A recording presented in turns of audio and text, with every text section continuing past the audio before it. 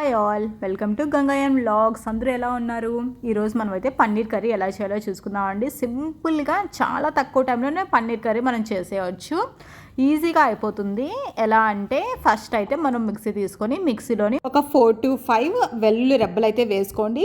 అల్లం చిన్న ముక్క, ఇంకా దాల్చిన చెక్క చిన్నది, స్టార్ 1, యాలకులు ఒక 2, లవంగాలు 3 వేసి, ఇంకా మీడియం సైజు ఉల్లిపాయ 4 పీసెస్ లాగా చేసుకొని మిక్సీలో వేసుకొని అది మెత్తగా రుబ్బుకోవాలన్నమాట.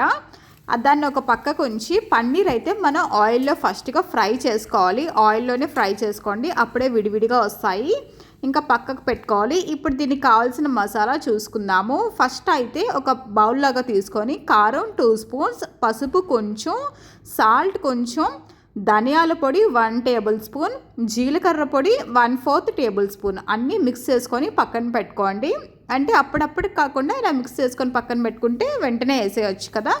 ప్యాన్ పెట్టుకొని ప్యాన్లోని కొంచెం ఆయిల్ వేసుకోండి. ఆయిల్ హీట్ అయిన తర్వాత బే లీఫ్ ఒక 2 వేసుకోండి. ఇంకా మనం మిక్సీలో నూరుకున్నాం కదా, అదైతే ఆ పేస్ట్ అంతా వేసేయాలి. ఇది కొంచెం బాగా వేగాలి, పచ్చివాసన పోయినంత వరకు ఇది మంచిగా ఫ్రై చేయండి. మరి ఎక్కువ ఫ్రై చేసేకండి, చేదు వచ్చేస్తుంది. అందుకే కరెక్ట్గా ఫ్రై చేసుకోండి. ఆయిల్ అయితే కొంచెం పడుతుంది అనమాట, అందుకే కొంచెం ఆయిల్ చూసి వేసుకోండి. అది బాగా వేగిన తర్వాత మనం ముందుగానే కారం, పసుపు అన్నీ ఒక బౌల్లో వేసుకున్నాం కదా, అదంతా డైరెక్ట్గా ట్రాన్స్ఫర్ చేసేయండి.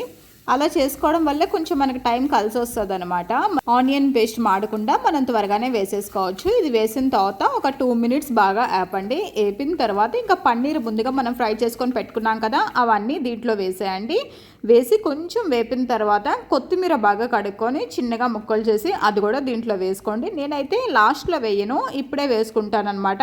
ఆ ఫ్లేవర్ మళ్ళీ దిగుతుంది కదా దాంట్లో, అందుకని చెప్పేసి కొత్తిమీర కూడా వేసుకొని మంచిగా ఫ్రై చేసుకుందాము. ఫ్రై చేసిన తర్వాత అంటే ఆ మసాలా అనేది పన్నీర్కి కూడా బాగా పట్టాలి కదా, సో అందుకే ఒక 5 మినిట్స్ దాకా అలా ఫ్రై చేయండి. ఫ్రై చేసిన తర్వాత కొంచెం ఒక చిన్న గ్లాస్ వాటర్ అయితే వేసుకోవాలన్నమాట.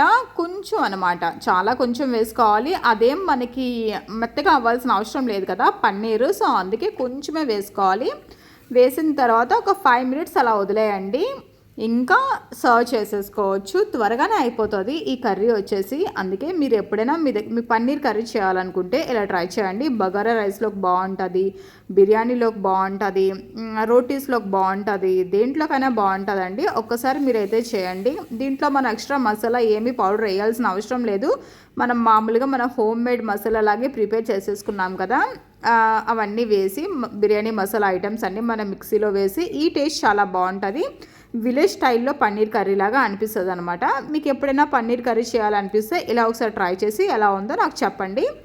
మెయిన్గా ఇదైతే మేము బిర్యానీలోకి చేసుకున్నాము. చాలా అంటే చాలా బాగుంది. ఇంతేనండి, చాలా సింపుల్గా పన్నీర్ కర్రీ చేసేసుకోవడం మీరు చూసారు కదా. మీకు నచ్చినట్టయితే ఒకసారి మీరు ట్రై చేసి ఎలా ఉందో నాకు చెప్పండి, మర్చిపోకండి. బాయ్.